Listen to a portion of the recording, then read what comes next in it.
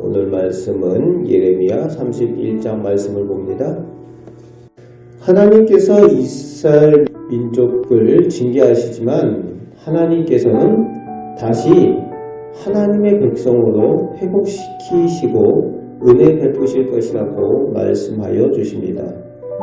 하나님께서 그렇게 하시는 이유가 3절 말씀에 보면은 하나님의 영원한 사랑 때문이라고 말씀하십니다. 진노하시고 징계하시지만 하나님의 사랑은 여전히 변함없으시다는 거예요. 영원한 사랑이시라는 겁니다. 그래서 그 사랑으로 끌려갔던 백성을 다시 돌아오게 하시고 구원을 베푸신다는 겁니다. 그리고 9절 말씀에는 그들의 간구와 그들의 예배를 회복케 하시는 그 은혜를 베푸시겠다 말씀하여 주고 있습니다. 돌아온 이스라엘 백성이 하나님을 찬양하고 기쁨으로 회복되는 은혜를 누리게 될 것을 말씀하여 주고 계십니다. 그것이 하나님의 영원한 사랑 때문입니다. 오늘 우리가 이 악한 세상 가운데에 살아가면서 늘 연약하지만 하나님을 믿고 의지하는 것 역시 그 하나님의 영원한 사랑 때문임을 기억하시기 바랍니다. 우리가 어떠한 모습에 있든지 하나님께서는 우리를 향하여서 변함없이 사랑하여 주심을 기억하시고 늘 하나님 앞에 기도로 나아가시고 은혜를 누리시는 우리 성도들 되시길 바랍니다.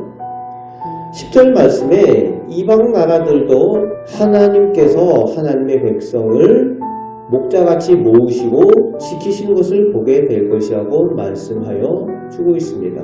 그렇습니다. 하나님께서는 하나님을 알지 못하는 사람들에게도 하나님께서 살아계심을 나타내시고 하나님의 백성을 도우시고 은혜 주시고 복 주시는 하나님이심을 보게 하신다는 거예요.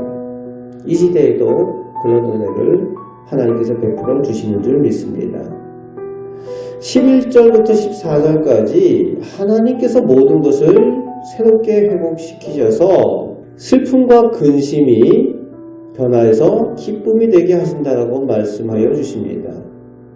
하나님의 복으로 풍성하게 누리며 만족해 하시겠다고 약속을 주고 계십니다. 15절부터 16절에 보면은 라마에서 슬퍼하는 통곡 소리가 들리게 될 것을 말씀하시는데 이스라엘 백성이 포로로 끌려가기 위해서 잡혀서 이 모였던 곳, 그것이 라마입니다. 그래서 이제 이방으로 끌려갈 때에 그 가족들이 다 그곳에서 포로로 끌려가서 모여요. 그리고 이제 뿔뿔이 부모와 자식이 헤어져서 노예로 끌려가는 그곳이 라마입니다. 그러니까 부모들이 자식이 끌려가는 모습을 보면서 통곡하고 그렇게 자식을 잃은 슬픔 가운데 통곡하던 그곳이 라마예요.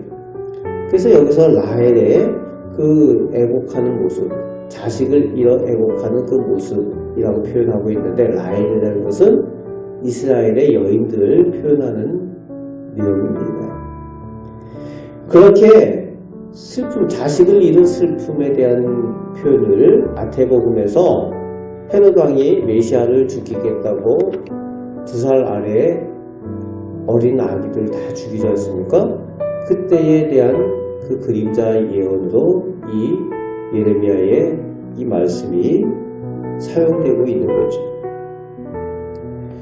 그런 슬픔 가운데에 끌려갔던 백성이 돌아오게 될 것이라고 말씀하는데 17절 말씀에 보면은 하나님께서 그 자녀들을 돌아오게 할 것이다.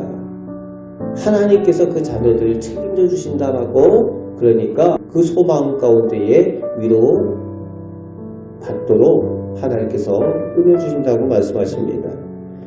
그리고 18절 19절 말씀에 하나님께서 은혜 베푸시는 그 이유의 또 한 가지가 스스로 탄식함과 뉘우침과 회개가 있기에 이스라엘 백성이 또 구원받고 회복할 수 있는 것에 대해서 말씀하여 주고 있습니다. 뉘우치고 회개하는 백성에 대해서 20절 말씀에 하나님의 애끓는 사랑으로 그들을 구원하여 주신다라고 그 사랑에 대해서 말씀하여 주고 있습니다.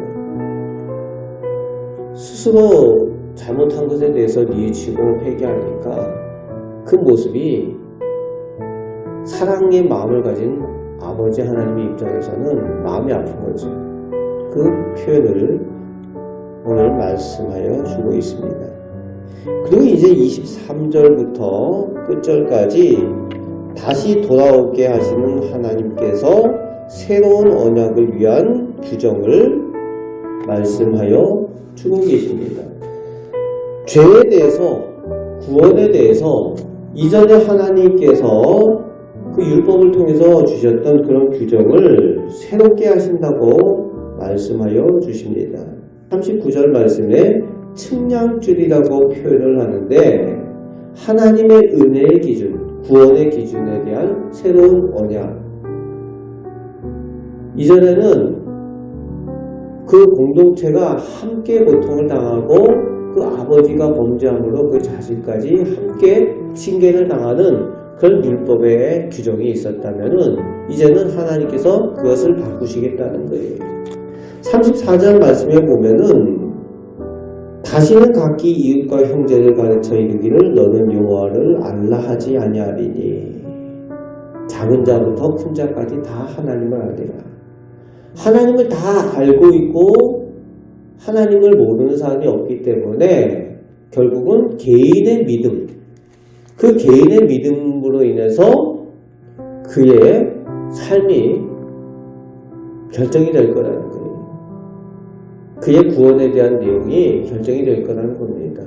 개인의 믿음이 있느냐 없느냐, 하나님 앞에 개인이 죄를 짓느냐 그렇지 않느냐에 따라서 그것에 대한 새로운 구원의 규정을 하나님께서 그 기준을 세우신다는 거예요. 이제는 다 하나님을 알고 있기 때문에 이제 개개인이 지은 죄로 인해서 하나님 앞에 심판을 당하고 구원하시고 복 주시는 것을 새롭게 규정하시겠다는 거예요. 이것은 이후에 메시아에 대한 규정이죠.